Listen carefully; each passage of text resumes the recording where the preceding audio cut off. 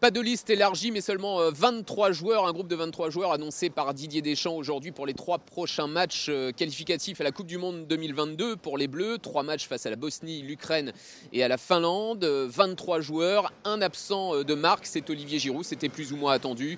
Un choix sportif du moment, a dit Didier Deschamps, même si Olivier Giroud, attaquant du Milan AC désormais, est toujours disponible pour les Bleus. 4 nouveaux également, Théo Hernandez en défense, au milieu de terrain Jordan Verretou et Aurélien Tchouaméni, et puis en attaque Moussa Diaby. 4 joueurs qui sortent d'une très belle saison avec leurs clubs respectifs, c'est ce qu'a dit Didier Deschamps.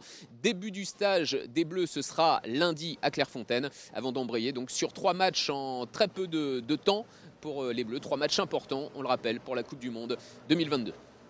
Jamais eu de position radicale pour qui que ce soit. Olivier est toujours disponible. Sa situation a changé évidemment avec son transfert au Milan AC, où il a retrouvé jusqu'à maintenant beaucoup plus de temps de jeu. C'est simplement un choix sportif du moment par rapport évidemment à une liste de 23 aussi, avec de la concurrence. Jordan sort d'une très belle saison avec Rome. Il a eu une blessure en fin de saison qui l'a un peu gêné en début de prépa aussi. On le suit depuis un bon moment. C'est un milieu de terrain plutôt complet, qui a cette capacité à marquer des buts aussi, qui est assez régulier dans ses performances. Oupa est venu avec nous, il a fait effectivement de bonnes choses, d'autres un peu moins bien, mais comme ça arrive aux joueurs qui viennent en équipe de France pour la première fois, il a passé du temps depuis. Aujourd'hui, il a changé de club. Si je l'ai pris un moment, c'est parce que j'estimais que potentiellement il avait tout ce qu'il fallait.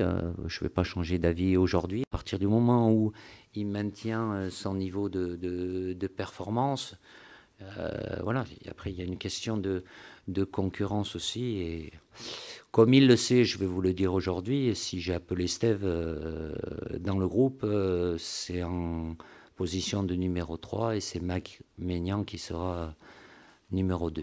Steve sait ce qu'il doit faire pour continuer à être là. La fermeture du mercato, c'est mardi soir, et que c'est du fait que les matchs de septembre cette année sont un peu avancés, ben ça coïncide avec la veille de match pour nous. Donc, est-ce que c'est l'idéal? Évidemment non. Je ne vais pas me battre contre ça. Ça peut, Kylian, comme d'autres joueurs, peuvent être dans un cas de figure où ils soient amenés à devoir changer de club. Je ferai en sorte d'être conciliant dans la mesure du possible, parce qu'il en va de leur avenir.